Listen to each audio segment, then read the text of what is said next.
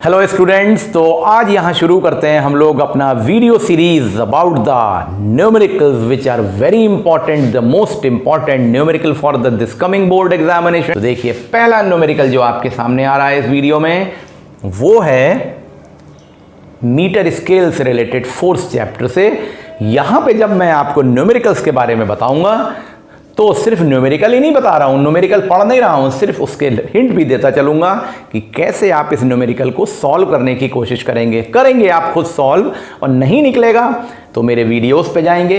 Otherwise आप मुझसे भी, जैसा मैंने बोला हुआ है, आप मेरे से कांटेक्ट करके मुझसे भी पूछ सकते हैं। तो आइए शुरू करते हैं न्यूमेरिकल 1। तो देखिए, ये यूनिफॉर्म हाफ मीटर रूल। अब देखिए, पहला ही सेंटेंस ध्यान से देखिएगा, एक होता है मीटर रूल, एक होता है हाफ मीटर रूल। मैंने यहाँ पे न्यूमेरिकल में लिखा हुआ है हाफ मीटर रूल, मतलब 50 सेंटीमीटर और 50 सेंटीमीटर लेंथ का स्केल। तो फर्क हो गया, आप एक एंड पे 0 लिखेंगे मीटर स्केल के, एक एंड पे 50 सेंटीमीटर लिखेंगे। तो uniform half metre rule can be balanced at 29 centimetre mark. वो जो हाफ मीटर स्केल है उसको 29 सेंटीमीटर पे मार्क कर दिया। किस कंडीशन में लगा दिया, अरेंज कर दिया या बैलेंस कर दिया? When a 20 gram mass is hung from one and. उसके एक सिरे से जब हम 20 ग्राम का मास लटका देते हैं, चाहे आप 0 से लटकाएं चाहे 50 से लटकाएं, ये नहीं बोला गया है, बट जब हम इस मास को लटका देते हैं 20 ग्राम के, तो वो बैलेंस हो जाता है कहां पर? 29 सेंटीमीटर मार्क पे। उस कंडीशन में आपको इसका एक डायग्राम ड्रॉ करना है, first part. Second, find the mass of the half metre scale. अब देखिए, हाफ मीटर स्केल क्या है? 50 सेंटीमीटर। तो उसका सेंटर ऑफ ग्रेविटी कहां से जाएगा? 25 से।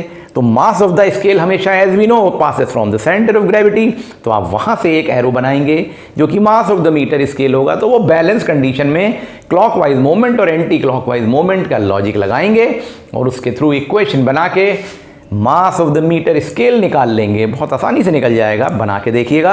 थर्ड पार्ट आते हैं, in which direction would the balancing point shift.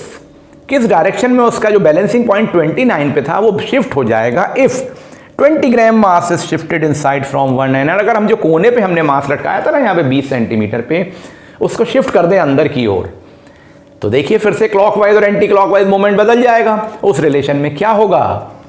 ये जो शिफ्टिंग पॉइंट है वो भी तो बदल जाएगा। तो वो भी बदल जाएगा, वो बताइए किधर चला जाएगा? तो इसके जो आंसर्स आएंगे, mass of the metre scale आएगा 105 ग्राम, और थर्ड पार्ट में आंसर आएगा टुवर्ड्स 25 सेंटीमीटर मार्क, वो शिफ्ट हो जाएगा। तो ट्राई करिए इस न्यूमेरिकल को, find out the answer. Now we come to numerical number 2। तो आइए अब शुरू करते हैं बच्चों न्यूमेरिकल नंबर 2। ये भी मीटर स्केल से ही रिलेटेड है, यानी चैप्टर 4 का ही न्यूमेरिकल है, पर बहुत इंपॉर्टेंट न्यूमेरिकल है। और इसमें आपको एक लॉजिक लगाना पड़ेगा क्लॉकवाइज मोमेंट और एंटी क्लॉकवाइज मोमेंट का। तो देखिए, ये मीटर स्केल से रिलेटेड है। पिछला न्यूमेरिकल हमने हाफ मीटर स्केल से देखा था। न्यूमेरिकल है uniform metre rule weighing 100 GF। अब देखिए, मीटर स्केल का वेट दिया है 100 GF। तो सोच लीजिए तुरंत ये कहाँ से पास होगा? सेंटर ऑफ ग्रेविटी यानी 50 सेंटीमीटर से। तो एक लाइन ड्रॉ करेंगे 100 सेंटीमीटर के लिए, एक तरफ मार्किंग 0, एक तरफ 100 और मिडिल पे 50, और वहाँ से नीचे को एरो बना देंगे जिस पे लिख देंगे 100 GF।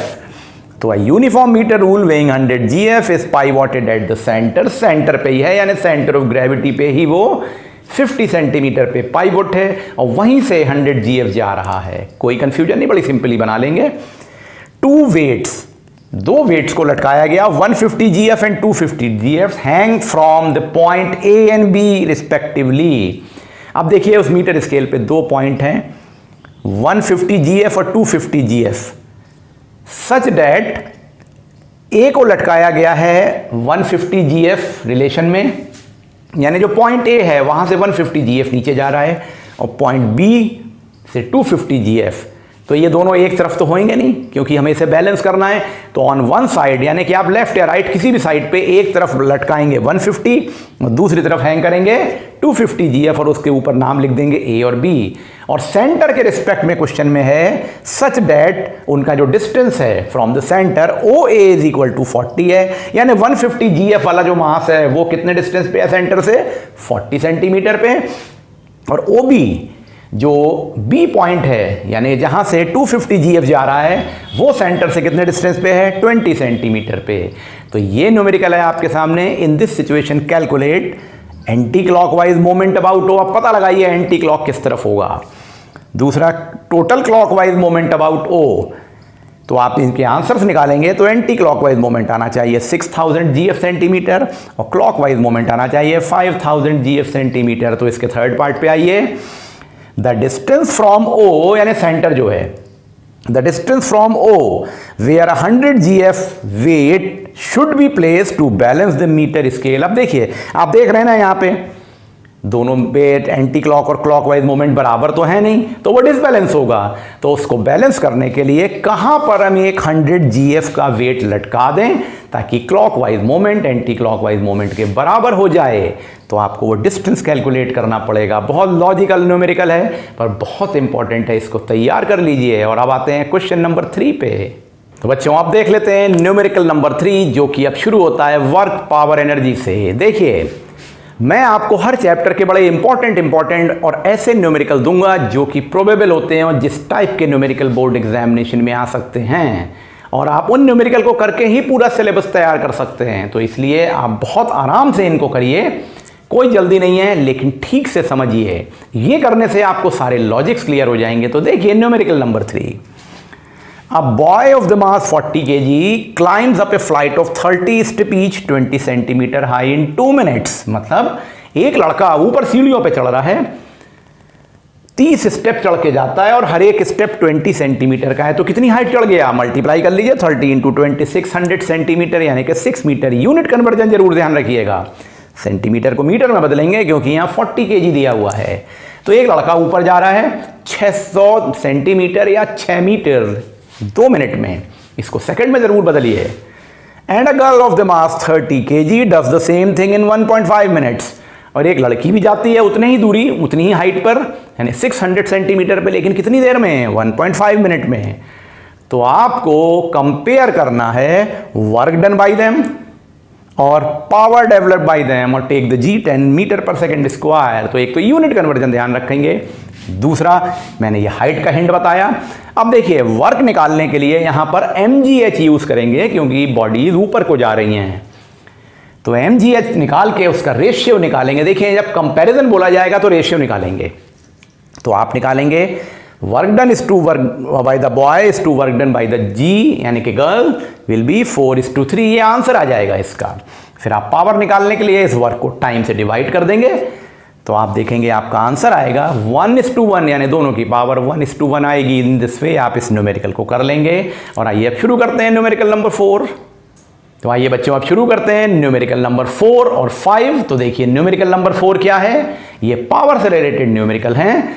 तो calculate the power of an engine. एक इंजन की पावर कैलकुलेट करनी है हमको, which is required to lift 10⁵ kg of coal per hour. वो 10⁵ kg ऑफ कोल को निकाल रहा है 1 घंटे में। देखिए पर आवर लिखा हुआ है। From a mine which is 360 metre deep. एक माइन है जो कि 360 मीटर डीप है, कोल माइन। वहां से कोल को निकाला जा रहा है और कितना कोल निकाल रहे हैं 1 घंटे में, 10⁵ kg। बड़ा सिंपल क्वेश्चन है। Power is equal to work upon time. तो यहां पे वर्क को क्या लिखेंगे, power is equal to mgh upon time. और आप यूनिट का कन्वर्जन जरूर करेंगे, आवर को बदलेंगे सेकंड्स में। तो आपका आंसर आ जाएगा 100 kW यानी power is equal to work upon time से आंसर निकल आएगा। अगले क्वेश्चन पे आते हैं न्यूमेरिकल 5। बड़ा इंटरेस्टिंग न्यूमेरिकल है, पावर से ही रिलेटेड पर बहुत इंपॉर्टेंट है ये numerical. The power of a motor is 40 kW। 40 kW एक मोटर की पावर है। At what speed can the motor raise the load of 20,000 newton. अब देखिए यूनिट से समझिए ये लोड क्या है और हमको क्या निकालना है। आपने पावर का एक फॉर्मूला पढ़ा हुआ है, power is equal to force into velocity. तो यहां पर पावर तो दी है 40 kW और आपको स्पीड या वेलोसिटी निकालनी है जिससे वो फेंकेगा बॉडी को। और लोड कितना है 20,000 न्यूटन। तो ये मास हुआ कि फोर्स, ये फोर्स हुआ। तो 20 क्योंकि न्यूटन लिखा हुआ है तो 20,000 न्यूटन के फोर्स में power is equal to force into velocity का फॉर्मूला लगाइए और वेलोसिटी या स्पीड निकाल लीजिए 2 मीटर पर सेकेंड। करते हैं न्यूमेरिकल नंबर 6 से। तो देखिए न्यूमेरिकल 6 क्या है, how is the kinetic energy of a moving cart is affected, यानी काइनेटिक एनर्जी से रिलेटेड न्यूमेरिकल है। तो एक मूविंग कार्ट है जिसमें काइनेटिक एनर्जी होगी, वो किस तरह से अफेक्टेड हो जाएगी। पहला पार्ट, अगर उसका मास डबल कर दें, आप देखिए आप जानते हैं ना काइनेटिक एनर्जी का फॉर्मूला 12mv² होता है, और आपने उसके मास को डबल कर दिया, लेकिन देखिए वेलोसिटी में कोई चेंज नहीं आया, वेलोसिटी को नहीं चेंज कर रहे हैं। क्वेश्चन में बोला गया है मास इज डबल्ड, तो काइनेटिक एनर्जी पे क्या फर्क पड़ेगा। अब आप जानते हैं मास और काइनेटिक एनर्जी का रिलेशन 12mv² के रिलेशन में, तो बस मैथमेटिकली सॉल्व करिए इसको इक्वेशन बना के, तो आप देखेंगे आंसर आएगा कि काइनेटिक एनर्जी डबल हो जाएगी क्योंकि मास को डबल कर दिया गया। दूसरे पार्ट पे आते हैं कि if velocity is reduce to 1/3 of the initial velocity, उसकी वेलोसिटी को 1/3 कर दिया जाए। यहां पे बच्चे एक गलती कर जाते हैं, 1/3 में जब वैल्यू प्लेस करते हैं तो v² होता है, तो 12mv² में 3 को 3 से मल्टीप्लाई करके 3² यानी कि 9 आएगा, ये ध्यान दीजिएगा। तो आप फिर से फॉर्मूला कंपैरिजन में यूज करेंगे 12mv², अब की बार मास को चेंज नहीं करेंगे, अब की बार वेलोसिटी को 1/3 कर देंगे। पहले अगर v थी वेलोसिटी तो अब की बार v/3 हो जाएगी, और ध्यान दीजिएगा उसका स्क्वायर करेंगे। तो जब आप सॉल्व करेंगे तो आपकी जो फाइनल काइनेटिक एनर्जी आएगी वो 1/9 ऑफ द ke1 आएगी, यानी कि वहां पे काइनेटिक एनर्जी का डिक्रीज हो जाएगा। तो there will be that decrease in the kinetic energy, जो कि फाइनल लेवल पे आना है। और कितना डिक्रीज होगा, बाई 8/9, क्योंकि आप डिफरेंस निकाल सकते हैं इनिशियल से, अब जो आ गई एनर्जी उसका डिफरेंस निकालेंगे तो वो डिक्रीज आ जाएगा 8/9 पार्ट। इन दिस वे आप न्यूमेरिकल 6 को सॉल्व करिए। अगले न्यूमेरिकल पे आए, न्यूमेरिकल 7, ये भी काइनेटिक एनर्जी से ही रिलेटेड है। तो सोचिए, बड़ा सिंपल सा न्यूमेरिकल है।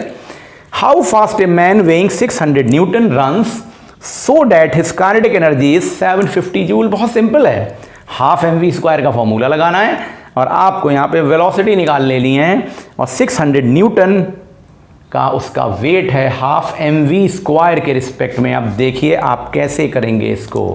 यहाँ पर आपको क्या दिया हुआ है, 600 न्यूटन, इसका ध्यान देना है।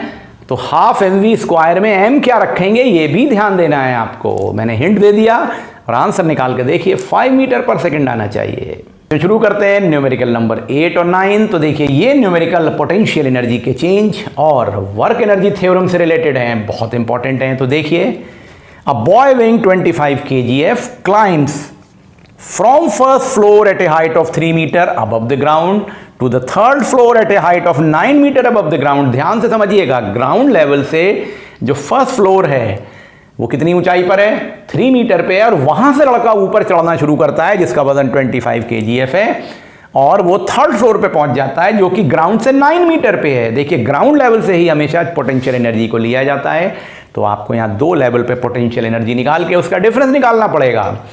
तो आपको बताना है what will be the increase in his potential energy, जो कि ग्रेविटेशनल पोटेंशियल एनर्जी होगी, और जी की value 10 metre per second square ले लेंगे। तो आई होप आपको ये सेंटेंस समझ में आ गया होगा कि फर्स्ट फ्लोर की height 3 metre from the ground है और थर्ड फ्लोर की height 9 metre from the ground है। उस रिलेशन में इंक्रीज इन पोटेंशियल एनर्जी निकालना है, तो जो आंसर आएगा वो होगा 1500 जूल्स।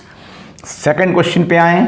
आम तौर से बच्चे यहां पर गलती करते हैं। क्यों गलती करते हैं, इसके 2 कारण हैं। वो क्वेश्चन को बहुत लेंदी मेथड से करते हैं, काइनेटिक एनर्जी निकाल के, और यूनिट की गलती करते हैं। दोनों चीज़ों से बचिए। A truck weighing 1000 kgf changes its speed from 36 km/h to 72 km/h in 2 minutes. देखिए 2 मिनट्स हैं, ये किलोमीटर पर आ रहा है, ये सब कुछ चेंज करना है एसआई सिस्टम में, तो इनको मीटर पर सेकंड में बदलिए। ये आप गलती कर जाते हैं। आप अलग अलग काइनेटिक एनर्जी निकालते हैं, नहीं ऐसा नहीं करिए, सीधे वर्क एनर्जी थ्योरम का फॉर्मूला यूज करिए। W is equal to 12mv² minus 12mu², यानी work done is equal to final kinetic energy minus initial kinetic energy, और वहां पे वेलोसिटी आप इसको सॉल्व करके जो मीटर पर सेकंड में निकालेंगे उसको रखेंगे। तो आपके पहले पार्ट का आंसर आ जाएगा work done by the engine, जो कि आएगा 1.5 × 10⁵ जूल। और उसके बाद आप 2 मिनट्स यानी कि 2 × 60 सेकेंड से उसको वर्क को डिवाइड करेंगे, तो आपका पावर निकल आएगा, पावर डेवलप आएगा 1.25 × 10⁻³ वॉट। तो प्लीज़ इस बात का ध्यान दीजिएगा, यूनिट का कन्वर्जन ज़रूर करिएगा। और एक और इम्पॉर्टेंट बात, बच्चे यहाँ पे कंफ्यूज हो जाते हैं, सर ये 1000 kg फोर्स है, हम मास की जगह कैसे रखेंगे? नहीं, ये तो m की जगह लिखा जाएगा 1000 kgf। ये बात को ध्यान से दीजिए, 1 kgf = 9.8 न्यूटन होता है। तो इन बातों का ध्यान रख के ये न्यूमेरिकल डायरेक्ट फार्मूला लगा के करिए, KE2 - KE1 = W। आप देखेंगे ये न्यूमेरिकल आसानी से सॉल्व हो जाएगा। चलिए अब शुरू करते हैं नेक्स्ट न्यूमेरिकल को। तो बच्चों अब न्यूमेरिकल नंबर 10 को डिस्कस कर लें। देखिए ये कंजर्वेशन ऑफ एनर्जी से रिलेटेड न्यूमेरिकल है, जिसमें हम हमेशा पढ़ते हैं काइनेटिक एनर्जी और पोटेंशियल एनर्जी एक दूसरे के इक्विवेलेंट हो जाते हैं। यानी यहाँ पर जो फॉर्मूला आप यूज़ कर सकते हैं उसका हिंट है KE = PE, यानी ½ mv² = mgh। तो क्या न्यूमेरिकल है? The bob of a simple pendulum is imparted a velocity of 5 metre per second when it is at its mean position. जब वो मीन पोजीशन पे पेंडुलम है तो उसको इम्पार्ट की गई वेलोसिटी कितनी? 5 मीटर पर सेकेंड। तो वो अपना स्विंग लेगा और वो अपनी मैक्सिमम हाइट तक किसी भी एंड पे जाएगा। तो what maximum vertical height will it rise on reaching at its extreme position? लेकिन कंडीशन गिवन है, if the 60% of energy is lost, अगर 60% एनर्जी लॉस हो जाए in overcoming the friction, तो बताना है कि वो कितनी हाइट तक जाएगा।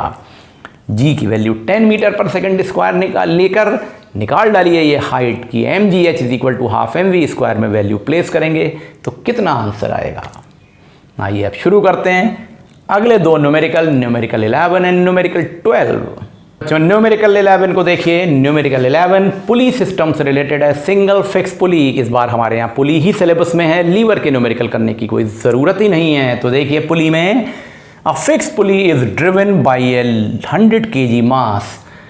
अ pulley, single fix pulley is driven by 100 kg mass falling at the rate of 8 metre in 4 second. तो पता लगाइए ये लोड है कि एफर्ट? आई थिंक ये एफर्ट है ना। It lifts a load of 75 kgf, और ये बता दिया गया कि 75 kg के लोड को उठाया जा रहा है by applying the 100 kg mass falling at the rate of 8 metre in 4 second. तो कैलकुलेट करना है आपको the power input to the pulleys taking the force of gravity on 1 kg as 10 newton. तो आप पावर इनपुट निकालिए। Power input जानते हैं ना, वर्क इनपुट अपॉन टाइम, और वर्क इनपुट क्या होता है? Effort into displacement of effort. तो आप निकाल लेंगे पावर इनपुट जो कि आएगा 2000 वाट।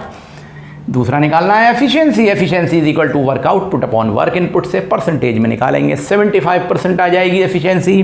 और तीसरा निकालना है height to which the load is raised in 4 second, जो कि 8 मीटर आएगा। कैसे आएगा? फिर से लिखेंगे formula, efficiency = work output upon work input. उसको लिख लेंगे efficiency = load into displacement of load upon effort into displacement of effort. और आपको डिस्प्लेसमेंट ऑफ लोड निकालना है यहाँ पर, बाकी सारी वैल्यूज रख देंगे, आपका आंसर निकल आएगा। तो उसके लिए हमें क्या चाहिए होगा? डिस्प्लेसमेंट ऑफ एफर्ट दिया हुआ है, आराम से सॉल्व कर लेंगे। बहुत इंपॉर्टेंट न्यूमेरिकल है, क्योंकि पुली से न्यूमेरिकल ज़रूर आना है अब की बार, क्योंकि पुली ही सिर्फ इस चैप्टर में मेन इंपॉर्टेंट टॉपिक है, सारा डिस्कशन ही पुली पे बेस्ड है। तो इसको ज़रूर करिए। और एक और न्यूमेरिकल अब हम लोग पुली सिस्टम से ही देखेंगे इस वीडियो में, जो होगा न्यूमेरिकल नंबर 12, जो कि लास्ट न्यूमेरिकल होगा इस वीडियो का। बच्चों देखिए न्यूमेरिकल नंबर 12 क्या है? A block and tackle system has the 5 pulleys. 5 pulley का ब्लॉक एंड टैकल सिस्टम है। If an effort of 1000 newton is needed to downward direction, अगर 1000 न्यूटन की एफर्ट नीचे को लगाई जा रही है, ये कैसी पुली है? नीचे को एफर्ट लगाया जा रहा है। To raise the load of 4500 newton, 4500 newton के लोड को ऊपर उठाने के लिए 1000 न्यूटन का एफर्ट लग रहा है। ये फोर्स मल्टीप्लायर है। तो हमको बताना है पहला पार्ट मैकेनिकल एडवांटेज कितना होगा, दूसरा वेलोसिटी रेशियो कितना होगा, और एफिशिएंसी सिस्टम की कितनी होगी। बड़ा सिंपल सा फॉर्मूला लगता है, load upon effort is M A, efficiency = displacement of effort upon displacement of time. तो आपको यहाँ पे वेलोसिटी रेशियो का रिलेशन देखना है, क्या इससे देखना है या कैसे लिखना है ये आपको खुद पता लगाना है। रीज़न आपको क्या देना है, 5 निकालने के लिए वेलोसिटी रेशियो, और मैकेनिकल एडवांटेज 4.5 निकालने के लिए ये तय करिए। और एफिशिएंसी ऑफ द सिस्टम कितनी होगी, ये आएगी 90%। कैसे आएगी? एफिशिएंसी = MA/VR से आ जाएगी। आई थिंक मैंने सफिशिएंट हिंट दे दिया। इस न्यूमेरिकल को पूरा कर लीजिए। शुरू करते हैं न्यूमेरिकल नंबर 13 से। ये numerical refraction at plane surface से रिलेटेड है, वेवलेंथ, फ्रीक्वेंसी और स्पीड ऑफ लाइट और रिफ्रैक्टिव इंडेक्स इसके कॉम्बिनेशन से रिलेटेड है। और इस क्वेश्चन के थ्रू आपको वैरायटी ऑफ चीजें तैयार हो जाएंगी।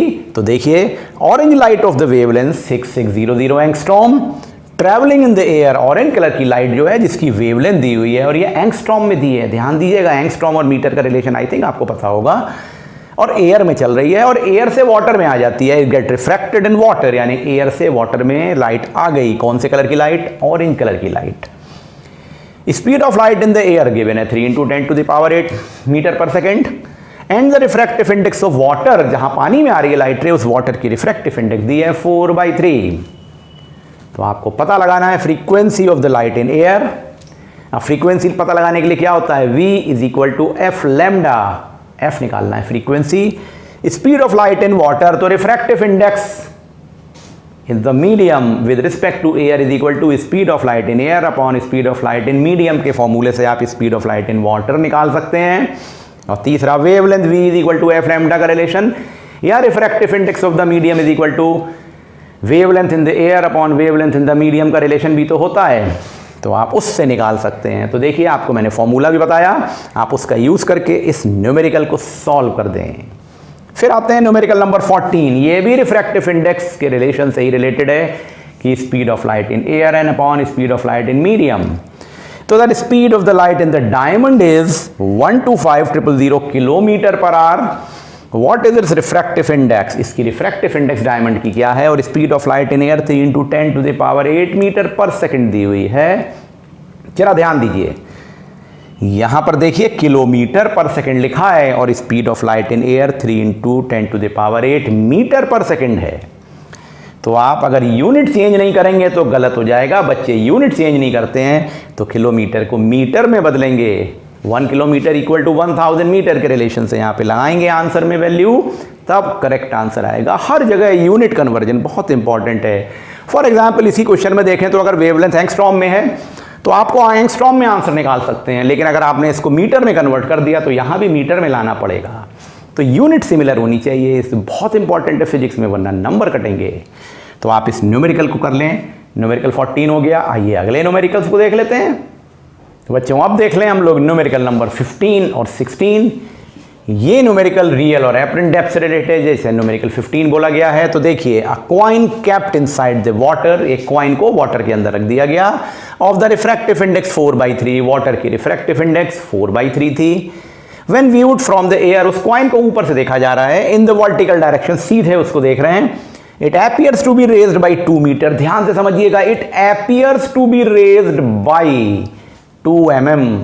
तो ये 2 mm क्या है? यहीं पे बच्चे कंफ्यूज हो जाते हैं कि ये रियल डेप्थ है कि एपरेंट डेप्थ है या एपरेंट शिफ्ट है। सोचिए, ये एपरेंट शिफ्ट है क्योंकि लिखा हुआ इंग्लिश का सेंटेंस समझिए, appears to be raised by means this is the difference of real depth and apparent depth.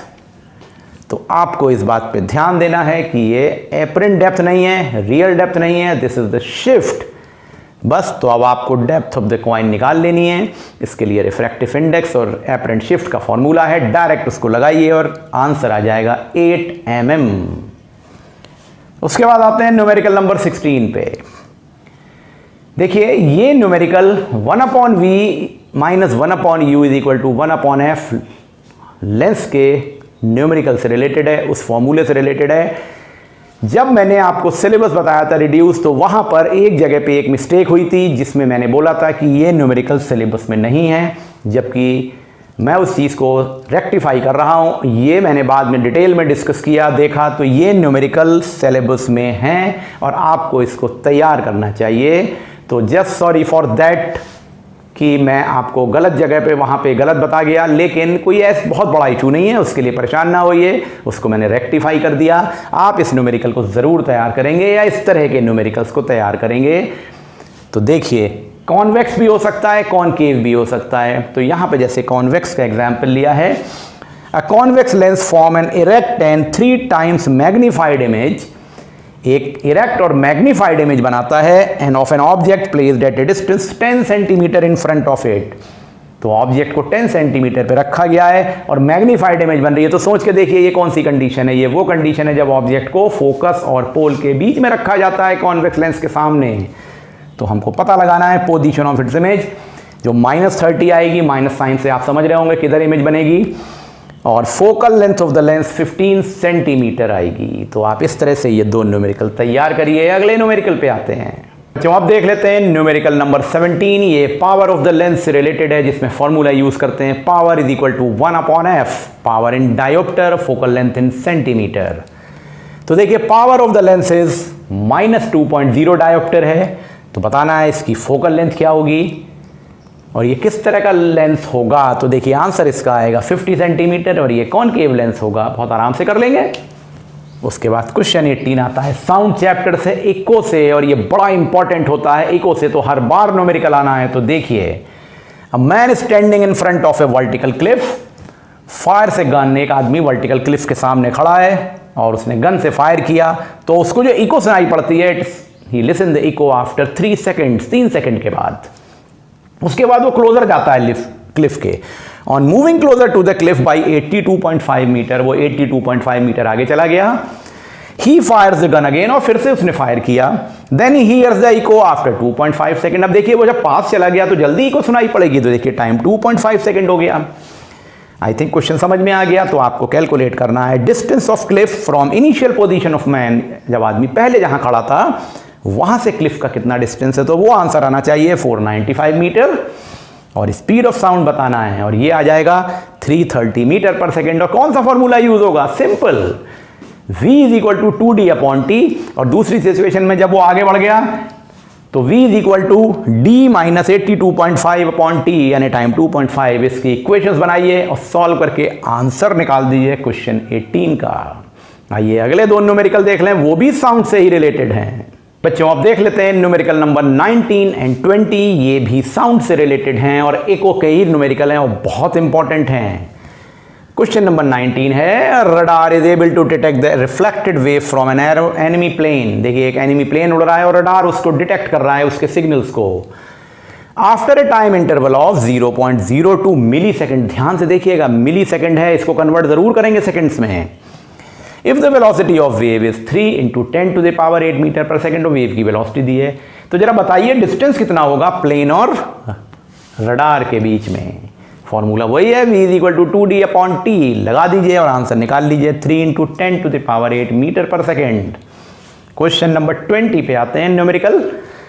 A person standing between the two vertical Cliff, दो वर्टिकल क्लिफ्स हैं, उसके बीच में एक पर्सन खड़ा है और वो एक साउंड प्रोड्यूस करता है, तो इको सुनाई पड़ती हैं। अब देखिए बड़ा इंपॉर्टेंट है ये, 2 echoes are there, 2 successive echoes, एक के बाद एक, are heard at the 4 second and 6 second. एक 4 सेकेंड पे सुनाई पड़ती है, 6 सेकेंड पे। दिमाग चलाइएगा, सक्सेसिव इको लिखा हुआ है। Then calculate the distance between the cliffs, take the speed of sound 330 metre per second और निकालिए आंसर। और आंसर आना चाहिए 1600 मीटर। Numerical number 21। तो देखिए ये न्यूमेरिकल रेजिस्टेंस और रेजिस्टिविटी से रिलेटेड है और न्यूमेरिकल 22 भी उसी से रिलेटेड है। रेजिस्टेंस और रेजिस्टिविटी का एक स्पेसिफिक रिलेशन है कि resistance directly proportional to length और inversely proportional to cross section area होती है, और रेजिस्टिविटी कभी भी चेंज नहीं होती है लेंथ और क्रॉस सेक्शन एरिया बदलने से वायर का, लेकिन रेजिस्टेंस तो चेंज हो जाती है। तो इसके रिलेशन से ρ इज इक्वल टू RA/L एक रिलेशन आ जाता है, जिसके थ्रू हम इक्वेशंस को सॉल्व करते हैं। तो क्या होता है, तो इस रिलेटेड ये क्वेश्चन सब आपके सामने है, यही लॉजिक अप्लाई करेंगे दोनों क्वेश्चंस में। यहां इक्वेशंस बनाएंगे और ये सिंपल डायरेक्ट फॉर्मूला से हो जाएगा। तो देखें क्वेश्चन है a wire of the resistance 3 ohm, wire की रेजिस्टेंस कितनी है 3 ओम, ये गिवन है, एंड द लेंथ 10 सेंटीमीटर, और उस तार की लंबाई 10 सेंटीमीटर है और रेजिस्टेंस 3 ओम है। It is stretch to a length of 30 centimetre. अब उसको खींच दिया गया, कितना खींच दिया गया, 10 सेंटीमीटर से 30 सेंटीमीटर तक खींच दिया गया। Assuming that it's has uniform cross section area, मतलब उसका जो तार का क्रॉस सेक्शन एरिया है हर तरफ एक सा है, यानी रेडियस उसकी कांस्टेंट है। ऐसा नहीं है कि कहीं मोटा कहीं पतला हो, इसका ये मतलब होता है। तो हमको पता लगाना है what will be it's new resistance, उसकी नई रेजिस्टेंस क्या होगी जब वो खिंच जाएगा। तो देखिए हिंट दे दूं, आप देख रहे हैं ना 10 सेंटीमीटर से 30 सेंटीमीटर मतलब ट्रिपल हो गई लेंथ, तो क्रॉस सेक्शन एरिया 1/3 हो जाएगा। बस दिमाग लगाइए, फॉर्मूला लगा के इक्वेशन बनाइए, निकाल दीजिए। चलिए शुरू करते हैं क्वेश्चन नंबर 22 यानी numerical 22। What length of copper wire of the specific resistance 1.7 into 10 to the power minus 8 ohm meter and the radius 1 mm is required so that its resistance is 1 ohm। देखिए resistance given है 1 ohm, specific resistance rho given है 1.7 into 10 to the power minus 8 ohm metre. तो हमको तार की length कितनी चाहिए होगी जिसमें ये दोनों कंडीशन आ रही हैं, उस तार की लेंथ निकालनी है। Rho is equal to R A upon L से निकालेंगे। अब एक बात और जो बड़ी इंपॉर्टेंट बात है, जरा देखिए ये क्या लिखा है 1 mm और ये क्या लिखा है ओम मीटर। तो मीटर और एमएम का कोई रिलेशन नहीं है भाई, आपको एमएम को मीटर में बदलना होगा वरना आंसर गलत आ जाएगा। तो आप इसके आंसर्स को निकालिए। तो जब आप इसके आंसर्स निकालेंगे तो क्वेश्चन नंबर 21 का आंसर आएगा 27 ओम और क्वेश्चन नंबर 22 का आंसर आएगा 184.7 मीटर। तो आई थिंक आपको ये दो क्वेश्चन क्लियर हो गए। चलिए अब शुरू करते हैं क्वेश्चन नंबर 23 एंड 24। बच्चों शुरू करते हैं अब क्वेश्चन नंबर 23। तो देखिए ये न्यूमेरिकल क्या है, इस न्यूमेरिकल को देखें आप तो ये कॉम्बिनेशन ऑफ रेजिस्टेंस से रिलेटेड है। बोर्ड एग्जामिनेशन में आपके एक कंपलसरी सेक्शन में कॉम्बिनेशन ऑफ रेजिस्टेंस का न्यूमेरिकल आता है जो बहुत इंपॉर्टेंट है, 2 नंबर का न्यूमेरिकल, और ऑप्शनल में एक करंट इलेक्ट्रिसिटी का सर्किट प्रॉब्लम का न्यूमेरिकल तो हमेशा ही आता है। तो ये तैयार करना बहुत ज़रूरी है। ये न्यूमेरिकल अब आप देखिए आपके सामने फिगर बनी है, ए से लेके बी 2 पॉइंट्स हैं, इसमें ये 3 ओम के 4 रजिस्टर्स जुड़े हुए हैं। आइडेंटिफाई करिए कि किस तरह से जुड़े हैं, सीरीज और पैरेलल का कैसा कॉम्बिनेशन अरेंजमेंट है, और आपको equivalent resistance between A and B calculate करना है। करके देखिए तो इसका जो आंसर आएगा सॉल्व करके वो आएगा 3 ohm, the equivalent resistance between A and B. हो गया। अब शुरू करते हैं न्यूमेरिकल नंबर 24 जो सर्किट प्रॉब्लम से रिलेटेड है। आप देख सकते हैं यहाँ जो सर्किट बना है इसको थोड़ा सा मैं समझा दे रहा हूँ ताकि आपको आइडिया हो जाए क्वेश्चन का। देखिए ये वोल्ट मीटर है जिस पे रीडिंग लिखी हुई है 4 वोल्ट, मतलब ये 4 वोल्ट की पोटेंशियल दे रहा है। ये बैटरी जुड़ी है, सर्किट में देखिए वो एमीटर जुड़ा है और एमीटर पे लिखा है 0.4 ampere, means reading of ammeter 0.4 ampere आ रही है। मतलब सर्किट में जब इतना पोटेंशियल है 4 वोल्ट का तो कितनी करंट फ्लो कर रही है 0.4 ओम। देखिए पोटेंशियल भी पता है यानी पूरे सर्किट का वोल्टेज भी पता है और पूरे सर्किट में कितनी करंट फ्लो कर रही है वो भी पता है। तो रेजिस्टेंस निकलेगी V is equal to I R. एक ही तो फॉर्मूला है जिसका यूज़ करके आपको रेजिस्टेंस निकालना है, और ये दोनों रेजिस्टर्स 20 ओम और unknown resistor capital R parallel में कनेक्टेड हैं। तो इक्विवेलेंट रेजिस्टेंस भी निकाल सकते हैं, और V is equal to I R का लॉजिक लगा के आपको ये 4 पार्ट करने हैं। वो क्या हैं, 3 पार्ट करने हैं, sorry. Calculate the total resistance of the circuit. V is equal to I R, देखिए V भी दिया है I भी दिया है। वैल्यू ऑफ R, ये पैरेलल कॉम्बिनेशन है और टोटल रेजिस्टेंस के रिलेशन से पता लगाएंगे, आइडिया आ गया आपको। और करंट फ्लोइंग थ्रू R, यहाँ पे कितनी करंट फ्लो कर रही है इसको बताइए। कोशिश करिए, दिमाग लगाइए और आंसर निकालिए, और देखिए इसके आंसर क्या आते हैं वो आपके सामने अब आ रहे हैं। तो इन 3 पार्ट्स के जो आंसर आएंगे वो होंगे total resistance of the circuit 10 ओम आएगी इस पूरे रेजिस्टेंस में। वैल्यू ऑफ R, जो ये R है कैपिटल R, इसकी जो वैल्यू आएगी वो आएगी 20 ओम, और जो current flowing through the resistance R है वो आएगा 0.2 एम्पियर। तो आपको ये तीनों आंसर भी अब क्लियर हो गए हैं, कैलकुलेट कर डालिए। और आइए अब शुरू करते हैं अगले न्यूमेरिकल, वो भी सर्किट प्रॉब्लम पे बेस्ड हैं। तो बच्चों आइए अब शुरू करते हैं न्यूमेरिकल नंबर 25। ये भी सर्किट प्रॉब्लम से रिलेटेड है। आप सर्किट देख सकते हैं, इस सर्किट में ये देखिए 2 वोल्ट की एक सेल लगी हुई है और उसके बराबर में है इंटरनल रेजिस्टेंस 1.2 ओम, और इस सर्किट के वायर से एमीटर जुड़ा हुआ है और साथ में 2 पैरेलल में रेजिस्टर्स जुड़े हुए हैं, वो एमीटर के साथ सीरीज में हैं। और एमीटर की रेजिस्टेंस दी है 0.8 ओम, यहाँ पे भी थोड़ी सी तो रेजिस्टेंस होगी, और ये पैरेलल में रेजिस्टेंस है 4.5 ओम एंड 9 ओम। इस कॉम्बिनेशन से आपको क्या करना है, from the given circuit first of all you have to calculate the reading of ammeter, यानी how much current is flowing through the circuit। दूसरा, potential difference across the terminal of cell, potential difference across the terminals of cell, बड़ा important बात है, terminal voltage यानी potential difference, जिसे reading of voltmeter भी कहते हैं। और third, potential difference across 4.5 ohm resistor. यहाँ पे पोटेंशियल डिफरेंस क्या होगा, जरा दिमाग लगा के सोचिए। पैरेलल में जितने भी कॉम्बिनेशन जुड़े होते हैं सबका वोल्टेज सेम होता है, तो इनके आंसर कितने आएंगे। रीडिंग ऑफ एमीटर आनी चाहिए पहले पार्ट में 0.4 एम्पियर, पोटेंशियल डिफरेंस आना चाहिए टर्मिनल ऑफ सेल के बीच में 1.52 वोल्ट, और थर्ड आंसर 4.5 ओम या 9 ओम पे भी वही आएगा, पोटेंशियल आना चाहिए 1.2 वोल्ट। तो इस तरह से आपका न्यूमेरिकल नंबर 25 हो गया। और अब देख लेते हैं न्यूमेरिकल नंबर 26। तो बच्चों शुरू करते हैं न्यूमेरिकल नंबर 26। तो देखिए ये भी सर्किट प्रॉब्लम से रिलेटेड है, लेकिन थोड़ा सा डिफरेंट है। टेक्निक वही है, पर इसमें जो लेबलिंग है ना वो अलग तरह से। आप देख सकते हैं जो सर्किट बना है, यहाँ पर ये सेल लगी हुई है और साथ में वो रेजिस्टेंस है 2 ओम। लेकिन ध्यान से देखिएगा वो रजिस्टर ना नेगेटिव टर्मिनल के पास में नहीं है, सेल में इंक्लूडेड नहीं है। इसका मतलब ये एक्सटर्नल रेजिस्टेंस है, इंटरनल नहीं है। इंटरनल रेजिस्टेंस की क्या पहचान है, आइडेंटिफिकेशन है कि वो नेगेटिव टर्मिनल के बिल्कुल बराबर में होगा, ग्रुपिंग में होगा। तो वो 2 ओम और बाकी दो हैं 6 ओम एंड 3 ओम के रेजिस्टर्स जो पैरेलल में लगे हैं। और बड़ी इंपॉर्टेंट बात क्वेश्चन में लिखी है, ये एबीसी क्या है, तो पढ़िए क्वेश्चन को।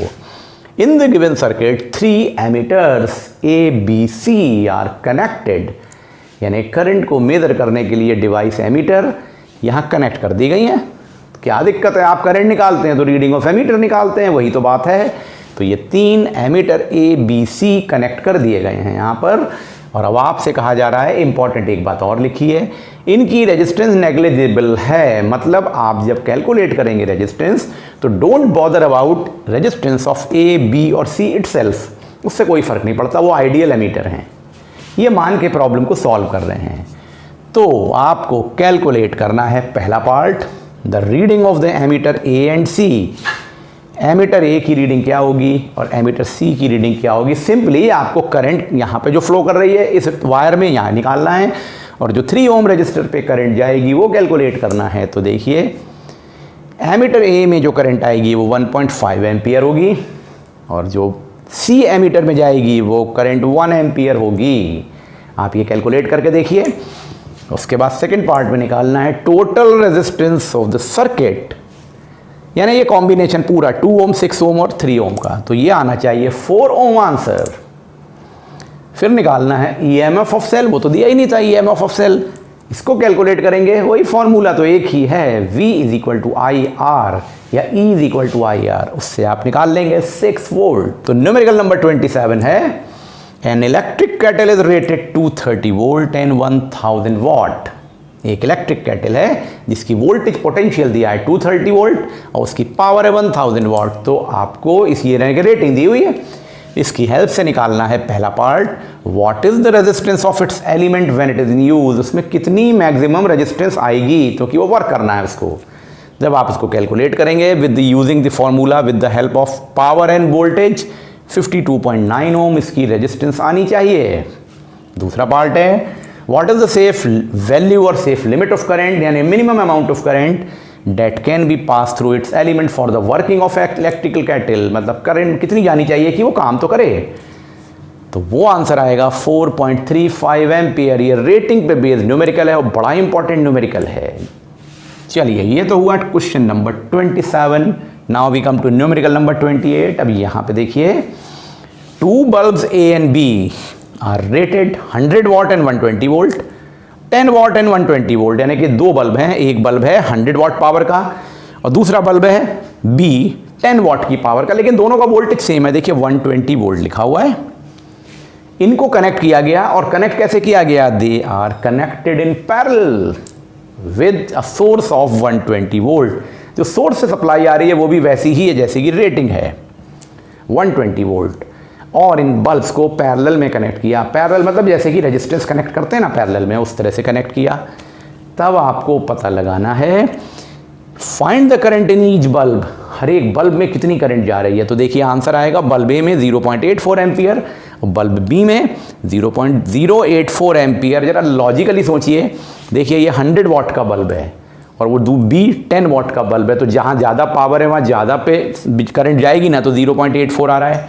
और देखिए बल्ब बी में 0.084 आ रहा है। भाई सिंपल सी बात है, एयर कंडीशनर ज़्यादा करंट लेता है, बल्ब कम करंट लेता है काम करने के लिए, क्योंकि वो ज़्यादा पावरफुल है। सेकेंड पार्ट जरा कंफ्यूज करने के लिए है आपको, आंसर बड़ा सिंपल है, विद लॉजिकल बताना है, वेरिफिकेशन से बताना है। Which bulb will consume more power, ये नहीं कह देंगे देख के कि सर बल्ब ए जो है 100 वाट है, वो 10 वाट है बी, तो बल्ब ए आंसर है। आंसर तो बल्ब ए ही है, पर क्यों है ये वेरीफाई करिए। ऐसे नहीं माना जाएगा कि आपने कह दिया और हमने मान लिया। तो ये सॉल्व करिए, न्यूमेरिकल वे में सॉल्व करके दिखाइए इसको। चलिए शुरू करते हैं अगला न्यूमेरिकल 29। न्यूमेरिकल नंबर 29 को देखिए। A geyser has the rating 2 kVA। ध्यान से देखिएगा क्या लिखा है और क्या बोल रहा हूं मैं। A geyser has rating 2 kVA 240 volt. अरे ये kVA क्या है, क्या आप नहीं जानते हैं? K का मतलब किलो, V का मतलब वोल्ट, A का मतलब एम्पियर, और वोल्ट इनटू एम्पियर, और K किलो वोल्ट एम्पियर। जरा पता लगाइए ये क्या है। सोच पा रहे हैं? ये आपको खुद सोचना है कि kVA क्या होता है, तभी तो आपका दिमाग चलेगा। तो a geyser has the rating 2 kVA and 240 volt. और इस तरह का न्यूमेरिकल बहुत इंपॉर्टेंट है, आ भी चुका है बोर्ड एग्जामिनेशन में। आप देखिए कंफ्यूज हो सकते हैं क्योंकि वॉट तो नहीं लिखा है। अरे मैंने कुछ हिंट दे दिया। चलिए तो पार्ट ए है, what is the electrical energy consumed by it. अब दो तरह से निकालना है electrical energy consumed, in kilowatt hour और सेकेंड इन जूल्स, क्योंकि इन दोनों का भी तो रिलेशनशिप है, ये एनर्जीज है ना।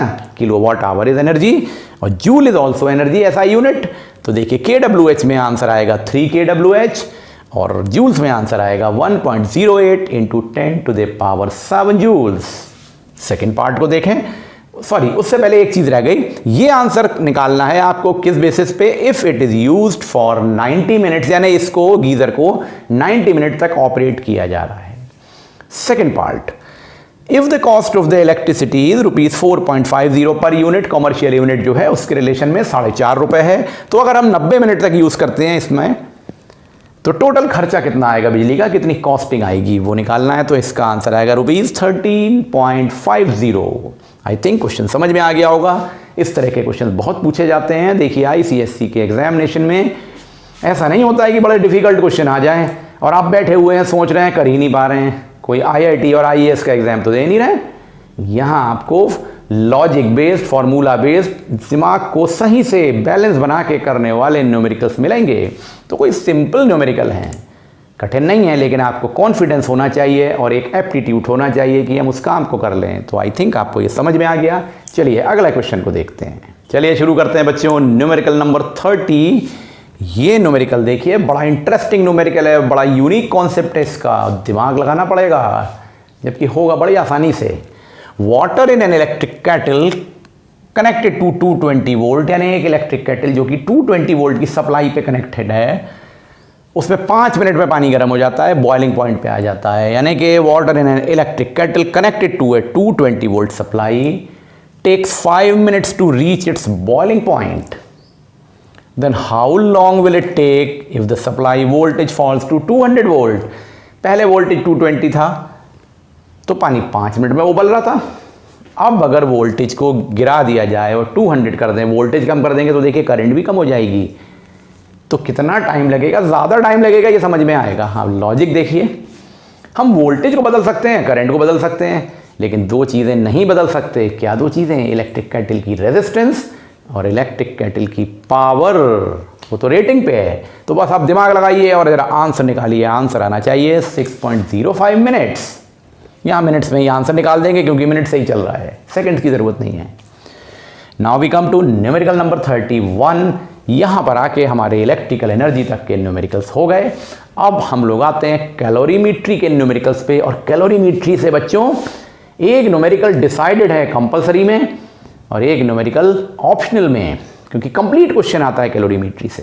तो देखिए, स्पेसिफिक हीट कैपेसिटी से रिलेटेड न्यूमेरिकल कंपलसरी में आता है, लेटेंट हीट से रिलेटेड न्यूमेरिकल और उसका कॉम्बिनेशन ऑप्शनल में आता है।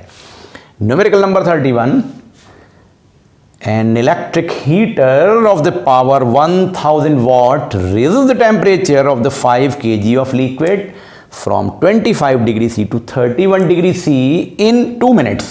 क्या मतलब हुआ? हमारे पास एक इलेक्ट्रिकल हीटर है जो किसी लिक्विड को उसके ऊपर रख के उसे गर्म किया जा रहा है। लिक्विड को, इलेक्ट्रिक हीटर की पावर 1000 वाट है और ये टेम्परेचर को इंक्रीज कर रहा है लिक्विड के, क्योंकि लिक्विड गर्म हो रहा है। तो 5 किलोग्राम लिक्विड को लिया गया और उसका टेम्परेचर 25 डिग्री से 31 डिग्री हो जाता है 2 मिनट के अंदर। यानी हीटर इतनी ज़्यादा हीट देता है कि 2 मिनट में टेम्परेचर चेंज 25 से 31 हो जाता है। 5 केजी लिक्विड है। इस सिचुएशन में आपको कैलकुलेट करना है पहला part, heat capacity of the liquid. Heat capacity of the liquid 2 × 10⁴ joule पर केल्विन आंसर आएगा। और दूसरा पार्ट कैलकुलेट करना है specific heat capacity of the liquid. इसका आंसर 4 × 10⁻³ जूल किलोग्राम -1 केल्विन -1 आएगा। जरा ध्यान से समझ लीजिए, हीट कैपेसिटी और स्पेसिफिक हीट कैपेसिटी में क्या फ़र्क है? मास का फ़र्क है। तो बस उसी हिसाब से दिमाग लगा के न्यूमेरिकल निकालना है। तो सॉल्व करिए न्यूमेरिकल 31 और अब आते हैं न्यूमेरिकल नंबर 32 पे। तो बच्चों, आप देखते हैं इस वीडियो का लास्ट न्यूमेरिकल नंबर 32। ये भी कैलोरीमेट्री से रिलेटेड है और मिक्सचर मेथड के कॉन्सेप्ट पे बेस्ड है। और आप ध्यान दीजिए कि जब मिक्सचर मेथड का न्यूमेरिकल करें तो पहले स्टेटमेंट ज़रूर लिखेंगे, according to law of conservation of heat energy और according to principle of calorimetry total heat loss is equal to total heat gain. इसके लिखे बिना आपका 1 नंबर डिडक्ट हो जाएगा, मार्क्स अवॉर्ड नहीं होंगे। तो चलिए क्वेश्चन देखते हैं। अब bucket contain 8 kg of water. एक बाल्टी में 8 किलोग्राम पानी भरा है, टेम्परेचर है 25 डिग्री सी उसका। 2 kg of water at 80 degree C poured in it. अब देखिए 2 kg वाटर उसमें मिला दिया गया जो कि 80 डिग्री टेम्परेचर पे था। पहले टेम्परेचर 25 था बाल्टी में जो पानी था, दूसरा पानी उसमें डाला गया 80 डिग्री। तो देखिए ठंडे पानी में गर्म पानी मिलाया तो एक मिक्सचर बन के तैयार होगा। तो देखिए मिक्सचर का कॉन्सेप्ट लगाना है, neglecting the heat energy absorb by the bucket. Bucket कोई हीट एनर्जी एब्जॉर्ब नहीं कर रही है। आपको बताना है कि जब गर्म और ठंडा पानी मिलेगा तो final temperature of the water क्या होगा। मिक्सचर मेथड का लॉजिक लगाइए, जो मैंने नियम बताए उनको जरूर ध्यान दीजिए। Total heat loss is equal to total heat gain कैसे होगा? According to principle of calorimetry. और आंसर निकाल दीजिए 36 डिग्री सी। आइए शुरू करते हैं न्यूमेरिकल नंबर 33 से, जो कैलोरीमेट्री का न्यूमेरिकल है। अब देखिएगा यहाँ पे क्या करना है। A piece of iron of mass 2 kg। एक आयरन का पीस है जिसका मास 2 kg है और उसकी heat capacity 966 joule per kilogram है। क्या दिया हुआ है? हीट कैपेसिटी दी हुई है और आपको heat energy needed to warm it by the 15 degree C निकालना है। समझ में आ गया ना? देखिए हीट कैपेसिटी दी हुई है तो वो कितनी आएगी? 14490 जूल। कौन सा फॉर्मूला यूज करेंगे, क्या यूज करेंगे, जरा सोचिए। एक फॉर्मूला होता है Q is equal to MC delta T, उसमें C का मतलब होता है स्पेसिफिक हीट कैपेसिटी, और एक फॉर्मूला और होता है हीट कैपेसिटी जिसमें मास का रिलेशन से क्या आता है। जरा हिंट दे दिया मैंने, अब सोच के देखिए, क्योंकि दूसरे पार्ट में निकालना है आपको उसकी स्पेसिफिक हीट कैपेसिटी। देखिए हीट कैपेसिटी दी हुई है, स्पेसिफिक हीट कैपेसिटी भी निकालना है। 483 जूल kg -1 केल्विन -1 इसका आंसर आएगा। तो चलिए ये करिएगा क्वेश्चन और उससे बाद आते हैं न्यूमेरिकल नंबर 34 पे। The temperature of 600 gram of cold water rises by 15 degree C. देखिए यहीं पर ट्विस्ट है क्वेश्चन में। Temperature of the cold water कितना राइज हो रहा है? 15 डिग्री राइज हो रहा है और मास दिया है 600 ग्राम। ये इनिशियल टेम्परेचर नहीं है, ये राइज इन टेम्परेचर है, इनिशियल और फाइनल का difference. When the 300 gram of hot water at 50 degree is added to it. उसमें ठंडा पानी में गर्म पानी मिलाया गया। कितना मिलाया गया? 300 ग्राम, और उसका टेम्परेचर 50 डिग्री था हॉट वाटर का, तो 15 डिग्री टेम्परेचर राइज हो जाता है। तो आपको बताना है what was the initial temperature of cold water. अब देखिए यहाँ पे मिक्सचर का टेम्परेचर भी नहीं पता है, लेकिन इंपॉर्टेंट बात है राइज इन टेम्परेचर पता है। तो एक तो आपको initial temperature of the cold water मान लेना चाहिए, जो भी θ1 इसी तरह से मिक्सचर का टेम्परेचर मान लेना चाहिए थीटा, और according to principle of calorimetry का logic heat loss is equal to heat gain by water लगा के सिंपल वे में इक्वेशन सॉल्व करनी चाहिए। वो वैल्यूज को रखे तो 15 कहाँ पे लिखेंगे, राइज इन टेम्परेचर के हमारे रिलेशन में लिखेंगे। तो मिक्सचर का टेम्परेचर और कोल्ड वाटर के टेम्परेचर से आप राइज इन टेम्परेचर निकालेंगे और उसके हिसाब से 15 को रखेंगे, ये इंपॉर्टेंट बात है, तब आप निकाल पाएंगे initial temperature of cold water जो कि 5 डिग्री आना चाहिए। आमतौर से बच्चे इस न्यूमेरिकल में यहीं पे गलती कर देते हैं, ट्राई करके देखिएगा। चलिए अब आते हैं न्यूमेरिकल नंबर 35 ऑनवर्ड। आइए बच्चों शुरू करते हैं न्यूमेरिकल नंबर 35। देखिए 45 gram of water at 50 degree C, पानी है 50 डिग्री सेल्सियस पे जो कि 45 ग्राम है, इन्हें बीकर, एक बीकर में भरा हुआ है पानी। It is cooled when 50 gram of copper at 18 degree C is added to it. उसके अंदर ना कॉपर को डाल दिया जाता है। कॉपर का मास था 50 ग्राम और टेम्परेचर था 18 डिग्री। तो देखिए कॉपर कम टेम्परेचर पे था, वो वाटर में गया जो कि 50 डिग्री पे था, तो दोनों मिक्स हो जाएंगे। इन दोनों को जब ऐड कर देते हैं, content it is steered till A final temperature is read, उसको हिलाया जाता है जब तक कि टेम्परेचर फाइनल लेवल पे ना आ जाए। तो हमें वो फाइनल टेम्परेचर निकालना है। Specific heat capacity of the copper 0.39 joule gram -1 K -1 दी है, और specific heat capacity of water 4.2 joule gram -1 kelvin -1 दी है। अब देखिए इंपॉर्टेंट बात यहाँ पे क्या है कि पानी गर्म है, कॉपर ठंडा है, दोनों को मिलाया तो मिक्सचर बना। तो किसमें हीट लॉस होगा, वाटर में हीट लॉस होगा और कॉपर में हीट गेन होगा। तो बस आप लिखेंगे according to principle of calorimetry total heat loss is equal to total heat gain, उसमें वैल्यू रखेंगे और मिक्सचर के टेम्परेचर को थीटा मान लीजिए, वो फाइनल टेम्परेचर आप निकाल लेंगे। आई थिंक आप जरूर कर लेंगे इसको। आइए शुरू करते हैं numerical number 36। How much boiling water at 100 degree C is needed to melt 2 kg of ice, यानी गर्म पानी है 100 डिग्री पे और उसको डाल दिया गया बर्फ पे ताकि वो पूरी तरह से पिघल जाए। 2 किलोग्राम आइस है। So that mixture which is all water is at 0 degree C, लेकिन वाटर का टेम्परेचर कहाँ पे आया है, 0 पे आया है। ये न्यूमेरिकल है, तो आपको कितना बॉइलिंग वाटर चाहिए उसका मास निकालना है। गिवन है क्वेश्चन में specific heat capacity of water 4.2 joule gram -1 kelvin -1, specific latent heat of ice 336 joule gram -1। अब देखिए बच्चे मेरे से बहुत बार बार पूछ रहे हैं कि सर ये सिलेबस में है कि नहीं है, बड़ा रिस्की वेंचर है कि अगर आप इसको छोड़ दें। मैं सजेस्ट करूंगा आप लेटेंट हीट के न्यूमेरिकल करिए, क्योंकि काउंसिल का कोई भरोसा नहीं, वो ये कह देंगे कि थोड़ा सा पोर्शन हटाया गया है, हमने नहीं हटाया है। तो आप क्या करेंगे, और आपको इसकी नॉलेज होनी चाहिए अगर आगे अच्छे से पढ़ाई करनी है। तो इतना सा कोई बहुत बड़ा इशू नहीं है, आप इस न्यूमेरिकल को ज़रूर करिए और तैयारी करिए और लेटेंट हीट को बहुत अच्छे से सीखना है। चलिए न्यूमेरिकल नंबर 36 तक हो गया, अगले न्यूमेरिकल पे आ जाते हैं। तो शुरू करते हैं अब हम लोग न्यूमेरिकल नंबर 37 और 38। तो देखिए 37 भी कैलोरीमेट्री से ही रिलेटेड है। A vessel of the mass 100 gram contains 150 gram of water at 30 degree C. एक वेसल है जिसका मास है 100 ग्राम और उसमें 150 gram of water 30 degree Celsius पर है।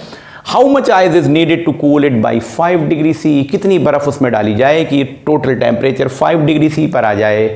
इसको आपको प्रिंसिपल ऑफ कैलोरीमेट्री से ही निकालना है और लेटेंट हीट का भी यूज़ करना है, स्पेसिफिक हीट का भी यूज़ करना है। पता लगाइए कहाँ हीट लॉस है, कहाँ हीट गेन है और इसको इक्वेट कर दीजिए। Specific heat capacity of vessel दी हुई है 0.4 जूल ग्राम -1 K -1, और specific latent heat of fusion of ice दी है 336 जूल पर ग्राम, और specific heat capacity of water दी है 4.2 जूल ग्राम -1 केल्विन -1, और इसका आंसर आएगा 46.92 ग्राम्स। आते हैं आप न्यूमेरिकल नंबर 38 पे। ये रेडियो एक्टिविटी से रिलेटेड न्यूमेरिकल है, बाकी दो और भी रेडियो एक्टिविटी के न्यूमेरिकल होंगे। बहुत आसान न्यूमेरिकल होते हैं पर आपको पक्का स्कोर करा देंगे। न्यूक्लियस 1124 Na सोडियम का ये एटम है जिसमें बीटा रेडियो एक्टिव हो रहा है, यानी बीटा डिके से रिलेटेड न्यूक्लियस के बारे में बात हो रही है। यहाँ लिखा हुआ है nucleus sodium 1124 is beta radio active. तो इसमें आपको 3 पार्ट्स के आंसर देने हैं। व्हाट आर द 24 एंड 11, ये क्या है, बड़े सिंपल सी बात है। अब ये आप खुद पता लगाइए, वैसे तो आंसर लिखा हुआ है आपके सामने। Right the equation for beta decay, मैं लिख के नहीं दे रहा हूँ, ये खुद लिखेंगे। बीटा डिके की इक्वेशन क्या होगी। थर्ड पार्ट है what general name is given to the product nucleus with respect to sodium 1124। तो ये आइसोबार होगा। लेकिन आपको लॉजिक आना चाहिए इसके बारे में, बड़ा सिंपल क्वेश्चन है, न्यूमेरिकल कहने के लिए है पर ऐसे ही न्यूमेरिकल रेडियो एक्टिविटी से आते हैं। तो आइए अब लास्ट दो न्यूमेरिकल पे आते हैं अपनी सीरीज़ के, 39 और 40। ये बच्चों अब डिस्कस कर लेते हैं last two numericals. Numerical number 39 जो कि रेडियो एक्टिविटी से ही है। इसमें देखिए दिया हुआ है complete the equation of the nuclear change. Alpha decay और बीटा डिके और गामा डिके होते हैं ना, आपको पता होगा अल्फा डिके में क्या होता है, एटॉमिक नंबर में और एटॉमिक मास में। एटॉमिक नंबर में 2 यूनिट, एटॉमिक मास में 4 यूनिट की डिक्रीज होता है। और बीटा डिके में मास में कोई चेंज नहीं होता है, एटॉमिक नंबर में 1 का इंक्रीज होता है। इस लॉजिक को लगा के ये सारे इक्वेशंस को पूरा करना है। देखिए x में से अल्फा डिके हुआ तो x1 बना, x1 से गामा डिके हुआ तो x2 बना, x2 से बीटा डिके हुआ तो x3 बना, x3 से अल्फा डिके हुआ तो x4 बना, जिसमें एटॉमिक नंबर 82 और एटॉमिक मास 206 है। तो इन इक्वेशंस को प्रॉपरली लिखना होगा, डिके की इक्वेशंस को, और आपको ये पूरा करना है इनके एटॉमिक नंबर और एटॉमिक मास को। तो ये करिएगा। आंसर इसका मैं नहीं दे रहा हूँ, ये खुद बना के देखेंगे। न्यूमेरिकल नंबर 40 आइसोटोप से रिलेटेड है। One isotope of uranium has the mass number 235 and atomic number 92 दिया हुआ है। तो पहला part, what is the number of electrons in the neutral atom of this isotope, 92 निकाल लीजिएगा। What is the number of proton and neutron in its nucleus, 92, 143, ये answer आ जाएगा। Do all isotopes have the same number of neutron, answer तो मैंने no लिखा है पर क्यों, इसको सोच के तय करिए। चौथा पार्ट है, what is the number of proton and neutron in 238, 92 uranium. अब देखिए ये आप खुद निकाल के देखिए, मैंने आंसर नहीं लिखा है यहाँ पे। वेल तो इन दिस वे आपने ये 40 न्यूमेरिकल्स को कंप्लीट कर लिया यहाँ पे।